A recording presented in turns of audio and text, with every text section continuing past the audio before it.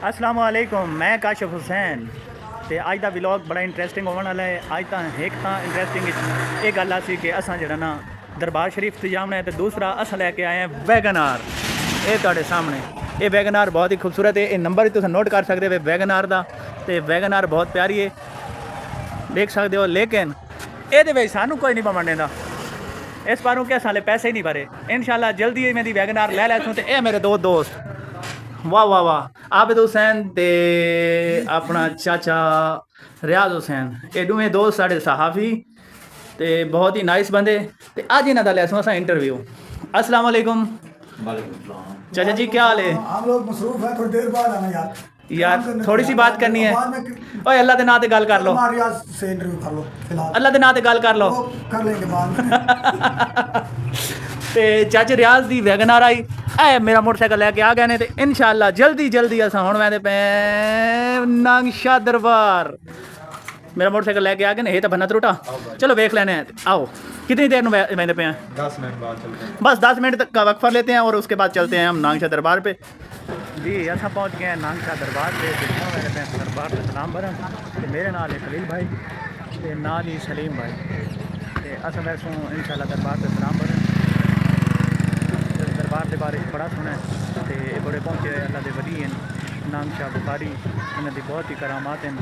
तो इतने मुख्तलिफ किस्म के लोग आए तो तुम दिखाते हैं कि काफ़ी हद तक रश होंगे। सारा दिन रौनक मेला लगा रहा है। चल अच्छा बिल्कुल नागशाह दरबार के गेट पर पहुँच गए हैं। इतने माशाअल्लाह बहुत ज़्यादा कवाली वाले ढोल वाले काफ़ी हद तक रश रहता है।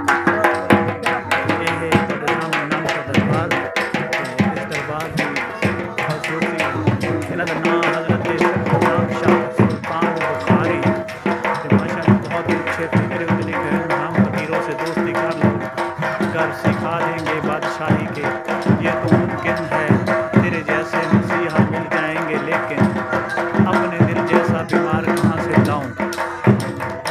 दरबार बिल्कुल उसे बनाया इतना माशाअल्लाह बहुत ज़्यादा कमाल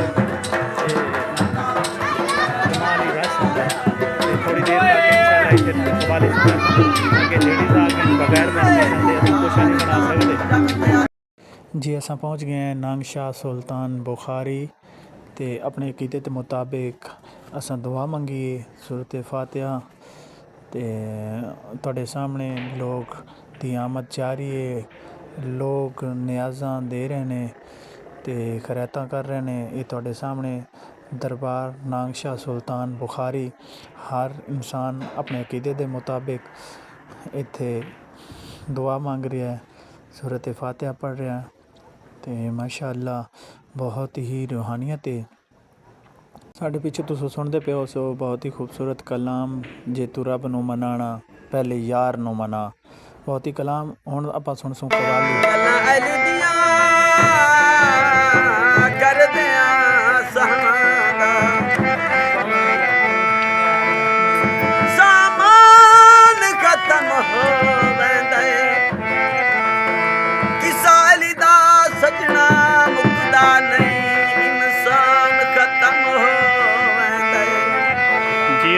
हाय दर्दे हसरत दा अरमान खत्म हो वैंदे, दूजा पैर रकाब ते रख दे नहीं, कुरान खत्म हो वैंदे। पत्रा बादी दा दुनिया ते खुश रहंदा है जेड़ा मंगता है गाजी दा। ओ शाना विच शाना उच्चियां, ओ मेरे पीर हुसैन मलंगा दे हर एक निजाम चलिए, ते अरशां दे उतले मकाम चलिए। ओ जेड़ा ना मन्ने कुरान च भी खावा अल्लाह दे नाम आदे नाम चलिए, एक काबे नू सजावना ज़माने नू बिकावना।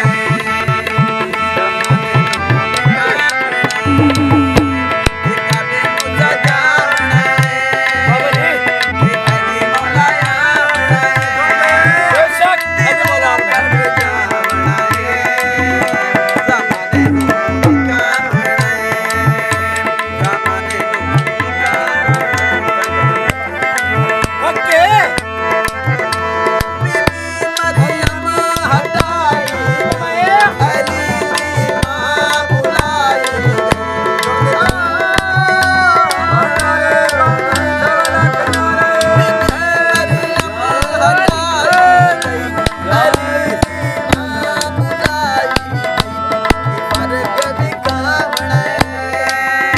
ਵੇ